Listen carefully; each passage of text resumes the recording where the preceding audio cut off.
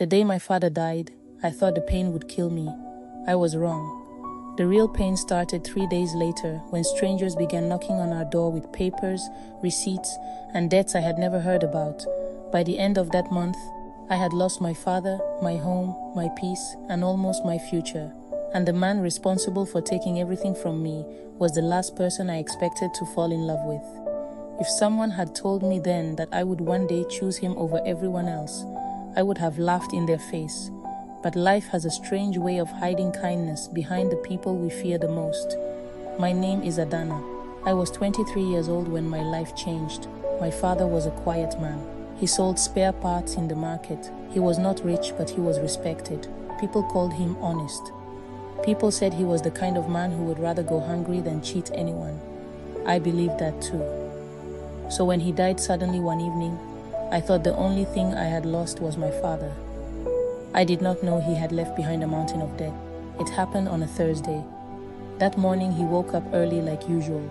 He drank tea outside our house and told me he would come back with roasted corn because he knew I liked it. He smiled when he said it. That was the last smile I ever saw on his face. By evening, 2 men came to our house. One of them removed his cap before speaking. "Adanna, be strong," he said. My legs became weak before he even finished. My father had collapsed in the market. By the time they took him to the hospital, he was gone. I screamed until my throat hurt. Neighbors came. Women held me.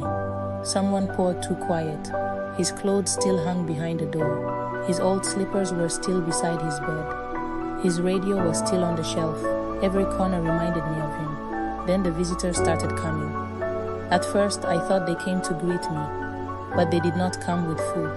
They came with papers. One man said my father owed him for goods supplied. Another said my father had borrowed money to save his shop. Another said my father had used our house as security for a loan. I kept shaking my head. No, my father would have told me. But the papers were there. His signature was there. His name was there. The worst name on those papers was Kelechi Okoro. Everybody knew Kelechi. He was one of the richest men in our town. He owned trucks, shops, warehouses, and several buildings. People feared him because he never joked with money. If you owed him, he collected. No excuses, no pity, no mercy. The first day he came to our house, he came in a black car. 2 men followed him. He wore a white shirt, dark trousers, and a cold face. I stood in front of the house, still wearing black from mourning. He looked at me as if I was a problem on his table. "Are you Adanna?" he asked. "Yes, your father owed me money." I swallowed hard. "How much?" He opened a file and showed me the amount. My eyes widened. It was more money than I had ever seen in my life. I whispered, "This cannot be true." "It is true. My father just died. Please give me time." "I am giving you 3 months. 3 months. After that, the house becomes mine." I felt something inside me break. "Please," I said, "this house is all I have."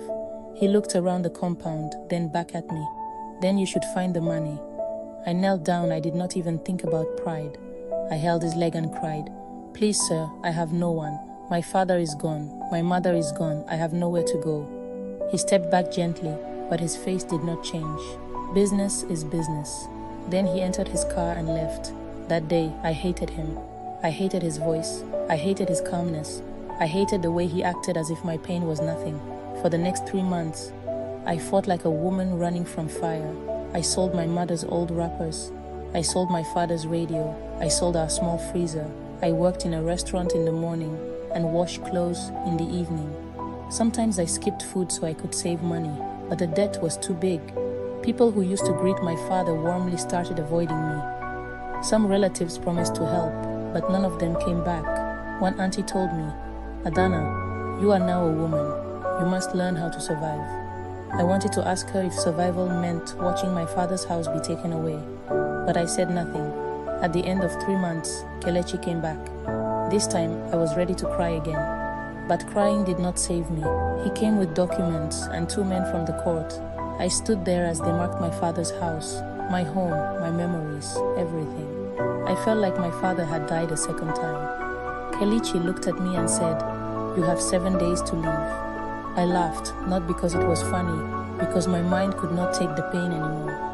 "Where should I go?" I asked. He did not answer. I packed my clothes in one old bag. On the 7th day, Rain fell heavily. I stood outside the gate, wet and shaking, with my bag beside me. I had nowhere to sleep. That was when Kelechi's car stopped in front of the house. He looked at me through the window, then he stepped out. "Why are you still here?" I stared at him. "Because I have nowhere to go." He looked at the rain, then he looked at my bag. For the first time, I saw something like discomfort on his face. "Get in the car," he said. I stepped back. "No. Do you want to sleep in the rain? I don't want anything from you. You already lost the house. Don't lose your sense too." His words hurt, but he was right. I entered the car. I sat far from him and held my bag like it was my last protection. He drove in silence. I thought he was taking me to a hotel or maybe a servant quarters. Instead, he took me to his house. It was big, too big. The gate alone looked richer than our whole street. An older woman opened the door. "This is Mama Rose," he said. "She manages the house." Mama Rose looked at me with pity. "Come in, my child." I did not move. Kelechi said, "You can stay here for now." I turned to him. "Why?" He looked away. "Because you have nowhere else. I don't want your pity." "It is not pity." "Then what is it?" He did not answer. That night, Mama Rose gave me dry clothes and hot tea. I slept in a small room at the back of the house. I cried into the pillow. I told myself I would leave the next morning. But morning came, and I had nowhere to go, so I stayed. The first week in Kelechi's house was painful. He barely spoke to me. He left early and came back late. I helped Mama Rose in the kitchen because I could not sit down and do nothing. One evening, he came home and saw me washing plates. He frowned. "You are not a maid here." I turned sharply. "Then what am I?" He paused. "I don't know exactly." I walked away before he could speak. The next day, Mama Rose told me Kelechi wanted to see me in his office. I entered slowly. His office smelled of paper and money. He pointed to a chair. "Sit." I sat. He opened the file. "You studied accounting before your father died?" "Yes." I stopped in my second year because of money. "Can you read invoices?" "Yes." "Can you use a computer?" "A little." He pushed a folder toward me. "I need someone to help arrange old records at one of my shops. You will be paid." I looked at him. "Why are you doing this?" "Because you need work. You took my house. Your father used it as security. You still took it." His jaw tightened. "Yes." We stared at each other. Then he said quietly, "Do you want the work or not?" I wanted to say no, but hunger has a way of swallowing pride. "I want it," I said. That was how I started working for Kelechi. People in town began talking. Some said I had sold myself to him. Some said I was now his secret woman. Some said my father would be ashamed. Their words followed me everywhere. At the market, women whispered when I passed. One day, a girl I knew from church said, "Adanna, poverty is bad, but must you enter the house of the man who ruined you?" I wanted to slap her. Instead, I walked away. At night, I cried again. Mama Rose found me sitting outside. "My child," she said, "people will talk whether you die or survive, so survive first." Those words stayed with me, so I kept working. At first, I only arranged files. Then I started noticing mistakes. Some workers were stealing small amounts and hiding it in records. I reported it to the shop manager. He laughed at me. "Small girl, face your work." So I wrote everything down and gave it to Kelechi. 2 days later, the manager was removed. Kelechi called me to his office. "How'd you find this?" I checked the numbers. He leaned back. "You are sharp." I said nothing. "You should go back to school." I laughed bitterly. "With which money?" He looked at me for a long moment. Then he said, "We will discuss it later." I did not like the way he said, "we." There was no we between us. There was only debt, pain, and survival. But slowly I began to see things that confused me. One afternoon, I went with Mama Rose to deliver food to a small school outside town. I thought it was charity from the church. Then I saw Kelechi's driver unloading bags of rice, beans, and books. "Who sent these?" I asked. Mama Rose looked at me. "Who do you think?" I frowned. "Kelechi?" She nodded. "He pays school fees for many children here." I did not believe her. Why would he do that? Because he wants them to have what he did not have. That sentence stayed in my mind. Another time, a widow came to the house crying. Her landlord had thrown her out with her children. Kelechi shouted at her for coming without appointment. I thought he would send her away. Instead, he called someone and paid for a small room for her. When she thanked him, he said, "Don't come here again crying. Stand strong for your children. It was rude, but he helped. That was Kelechi, hard mouth, hard face. But his actions did not always match the monster people described. I did not want to see good in him. Seeing good in him felt like betraying my father, so I fought it. One night, NEPA took light and the generator refused to start. The whole house was dark. I sat outside with Mama Rose, peeling beans. Kelechi came out and sat far from us. For a while, no one spoke. Then Mama Rose said, "Adanna, sing that song your father liked." I shook my head. "I don't sing anymore." Kelechi looked at me. "Why?" I answered before I could stop myself. "Because the person I used to sing for is dead." The silence became heavy. Then Kelechi said, "My mother used to sing too." I looked at him. I had never heard him speak about his mother. "What happened to her?" He looked into the darkness. "She died when I was 13. I said nothing. My father left before then. She sold pap to raise 4 children. When she got sick, nobody helped us. Men she had helped before turned their backs." His voice was low. "After she died, my siblings and I slept in an uncompleted building for months." I stared at him. That was the first time I saw the boy inside the man. The next morning, he returned to his normal cold self, but something had shifted. Not love, not yet. Just understanding. Weeks passed. I worked harder. Kelechi started trusting me with more records. He was still strict. He still shouted when people made mistakes, but he never shouted at me without reason. One day, a supplier tried to insult me in front of others. "Who is this girl giving instructions? Is she not the one whose father's house was seized?" The room went silent. My face burned. Before I could speak, Kelechi entered. "What did you say?" The man laughed nervously. "Nothing, sir." Kelechi walked closer. "Say it again." The man lowered his head. Kelechi said, "If you insult her again, you will never do business with me." After the man left, I turned to Kelechi. "I can defend myself." "I know." "Then why did you do that?" "Because he insulted you in my office." I wanted to thank him, but the words did not come. That evening, I found an envelope on my bed. Inside was a school admission form and receipt. My name was written on it. I ran to his office. "What is this?" He did not look up. "Your school fees." "I did not ask you to pay." "I know. You cannot keep controlling my life." He dropped his pen. "Is that what you think?" "What else should I think?" He stood. "Adanna, I took your house because the debt was legal. I did not create your father's debt." I flinched. He continued, softer now. "But maybe I should have handled it differently." I stared at him. That was the closest thing to an apology he had ever given me. He said, "Go back to school.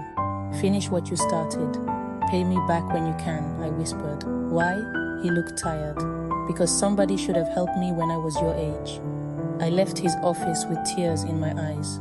Not because I loved him, but because I was confused. It is hard when the person who hurt you also becomes the person helping you stand again. I went back to school part-time. In the day I worked. In the evening I studied. Kelechi never praised me openly, but he always checked if I had eaten before night classes. He sent a driver when it rained. He left books on my table. He pretended not to care, but he cared.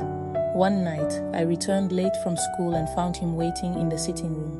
"Why are you late? Our lecturer delayed us. Your phone was off. My battery died." He stood up.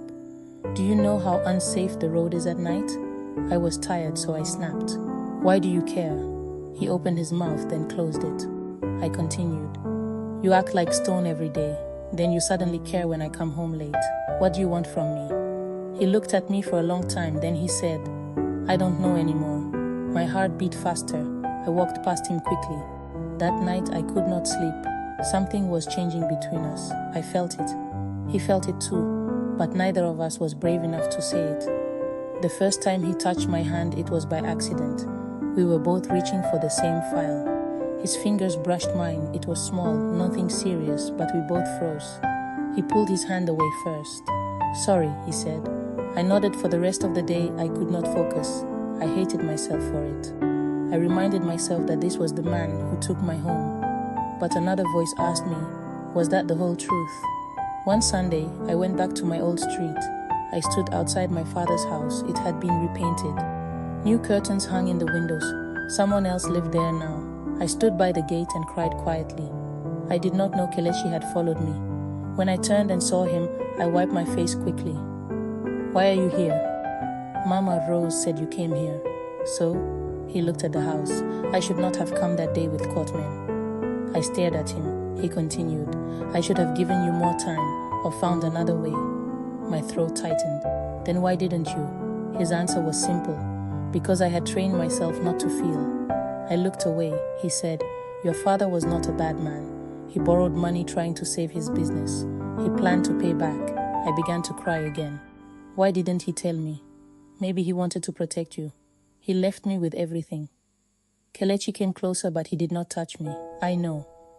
For the first time, I cried in front of him without shame, and he stood there with me until I was done. After that day, I stopped hating him the same way. There was still pain, but the hate had cracks in it. Love did not enter at once. It came slowly. It came when he remembered I did not like too much pepper. It came when he fixed the leaking roof in Mama Rose's room himself because the carpenter delayed. It came when he sat with a sick worker at the hospital and paid the bill without telling anyone. It came when I saw him laughing with children at the school he supported. It came when he listened to me, really listened. One evening, I was checking accounts in his office when I found another problem. A large amount of money had been moved wrongly. When I showed him, his face darkened.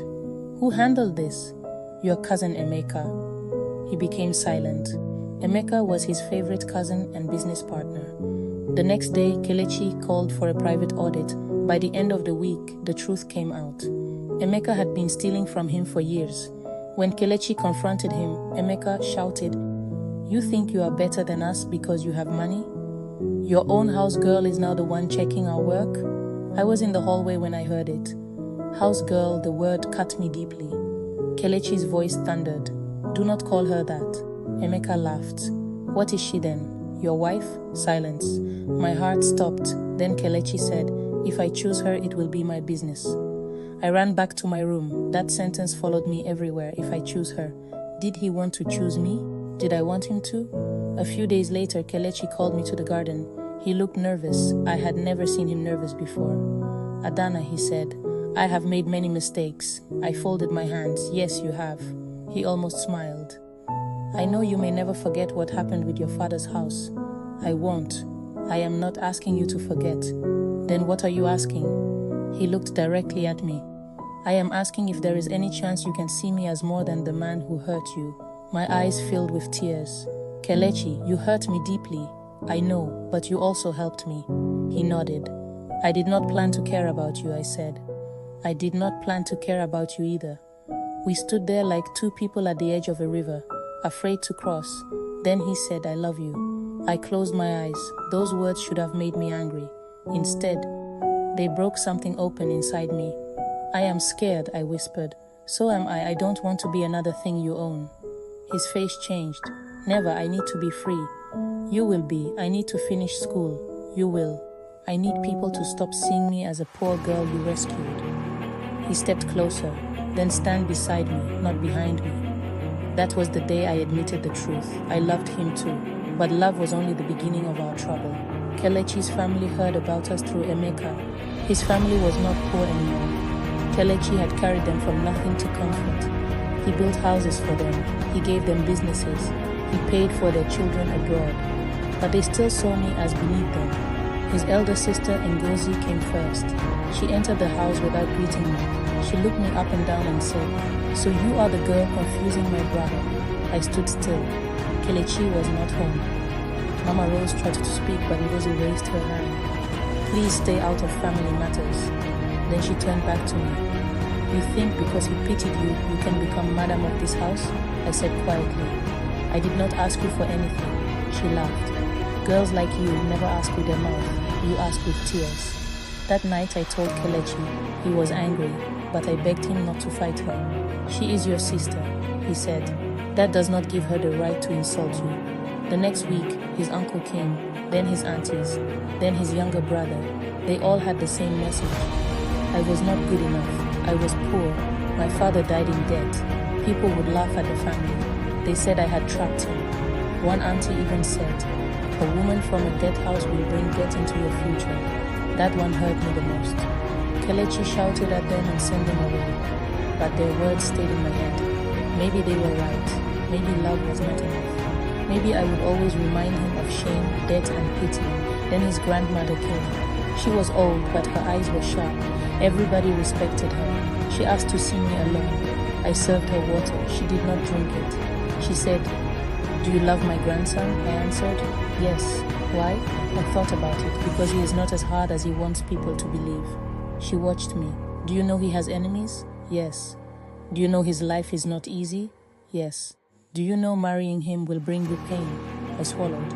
I have already known pain. For the first time she smiled a little. Then she said, "Love is not only sweet words, it is work. Can you work?" "I can." She nodded. "You have spirit." I thought she accepted me. I was wrong. 2 days later, Kelechi traveled for business. That same evening, Ngozi and 2 aunties came again. This time, they did not shout. They smiled. That scared me more. Ngozi placed an envelope on the table. Inside was a check.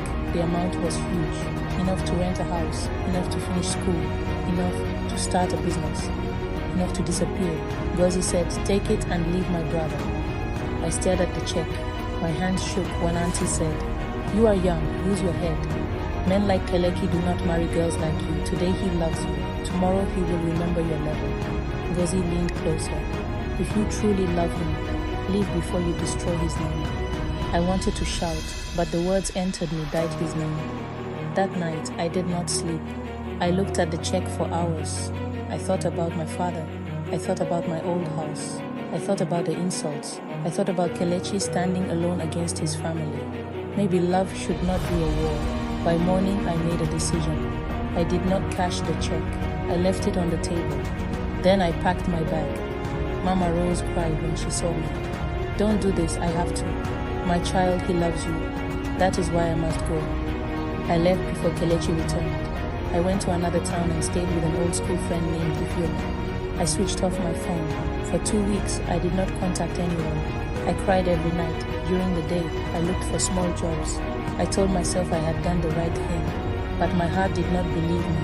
Back in town, Kelechi returned and found me gone. Mama Rose later told me he did not shout. He just stood in my empty room for a long time. Then he saw the check. That was when the storm started. He went to his family house and confronted them. Ngozi tried to deny it, but the check had her signature. Kelechi told them, "You did not protect me. You tried to destroy the only peace I have known." His uncle said, "We did it for your good." Kelechi replied, "No, you did it for your pride." Then he did something nobody expected. He cut off all business support from anyone who had insulted me. Not because I asked. I was not even there. He did it because he was tired of being controlled by people who enjoyed his money but rejected his heart. Then he started looking for me. He went to my school. He went to my old street. He went to my father's grave. He called everyone who might know where I was. Ifeoma begged me to call him. I refused. One evening, I returned from work and saw a black car outside the compound. My heart knew before my eyes confirmed it. Kelechi was standing beside the car. He looked tired, not rich tired, soul tired. I stopped walking. He came toward me slowly. "Adanna." My eyes filled with tears. "How did you find me?" I asked until someone answered. "You should not be here. I should have been here the day you left." I looked away. "Your family was right. I don't belong in your world." He shook his head. "You are my world." I cried. "Don't say that. It is true. Love is not enough, Kelechi. I know. That is why I am not here with only love. I am here with truth." He brought out a folder. I frowned. "What is that?" "The house." My breath stopped. "Your father's house." I stepped back. "No. I returned it to your name." My hands covered my mouth. He continued. "I should have done it earlier, not because I love you, because it was the right thing to do. Your father had already paid more than half the debt before he died. The interest made it cruel. Legal, but cruel." I could not speak. He said I was cruel too. Tears ran down my face. "I don't want you to buy my love." "I know. Then why?" "Because I took something from you when you had no strength to fight. I am giving it back whether you choose me or not." That was the moment I knew he had truly changed. Not because he gave back the house, but because he was willing to do the right thing even if he lost me. I whispered, "Your family will hate me more." "Let them, you may regret this. I have regretted many things. Loving you is not one of them." I cried harder. He did not touch me until I stepped forward. Then he held me. For the first time in months, I felt like I could breathe. We did not rush into marriage. I told him I wanted time. He agreed. I moved back to my father's house, not his house. I continued school. I worked in one of his offices, but this time with a proper title and salary. People still talked, but I no longer lived by their mouths. Kelechi's family did not accept me quickly. Ngozi refused to greet me for months. Some aunties stopped visiting him. His uncle said I had used charm. Kelechi laughed when he heard that. If kindness is charm, then maybe she did. Slowly things changed, not because I begged them, not because I tried to impress them, but because I stayed steady. When Kelechi's younger brother had a business problem, I helped fix the accounts. When his auntie was sick, I visited with food. When Ngozi's daughter needed help with school forms, I helped her without mentioning the past. I did not do these things to win them. I did them because I did not want bitterness to own me. One day, Ngozi came to my house. I almost did not open the gate. She stood there holding a small bag. I brought fruit, she said. I looked at her. Why? She sighed. Because I owe you an apology. I said nothing, she continued. I thought you wanted my brother's money, but I was wrong. Those words were not enough to erase everything, but they were a start. I took the fruit. Come in, I said. She entered. That was how healing began. 1 year later, I graduated. Kelechi sat in the front row. Mama Rose cried louder than everyone. After the ceremony, Kelechi took me to my father's grave. He stood beside me and said, "Sir, I did not treat your daughter well at first, but I promise I will spend my life honoring her." I cried, but this time the tears were not only pain. 3 months later, he proposed, not in a big hall, not with cameras, not in front of rich people. He proposed outside my father's house, the same house I thought I had lost forever. He knelt in the compound and said, "Adanna, I cannot change the beginning of our story, but I want to spend the rest of my life writing a better ending with you." I said yes. Our wedding was simple. Some people came to celebrate. Some came to see if the poor orphan girl had really married Kelechi Okoro. Let them see. I walked down the aisle with Mama Rose beside me. Kelechi cried when he saw me. Everybody saw it, the hard man, the feared man, the debt collector. Crying like a child. After the wedding, his grandmother held my hand and said, "Now you are family, but remember, even family must respect you." I never forgot that. Years have passed since then. Kelechi is still not a perfect man. Neither am I a perfect woman. Sometimes he becomes too hard. Sometimes I become too quiet. Sometimes the past rises between us. But we talk, we forgive, we choose each other again. We turned my father's old house into a small training center for young women who lost support after family tragedy. We teach them bookkeeping, small business skills, and how to stand on their own. Kelechi funds it. I run it. Every time I see a young woman walking with fear in her eyes, I remember myself and I tell her what Mama Rose once told me. People will talk whether you die or survive, so survive first. Looking back, I still believe what happened to me was painful. I still wish my father had told me the truth. I still wish Kelechi had shown mercy earlier. But I also know this: some people are not born wicked. Some become hard because life taught them fear. That does not excuse the pain they cause. But sometimes, if they are willing to face the truth, they can change.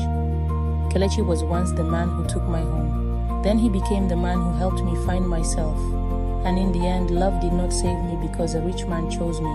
Love saved me because I learned to choose myself first. Then I chose him. And this time it was not debt, it was not pity, it was not fear, it was love.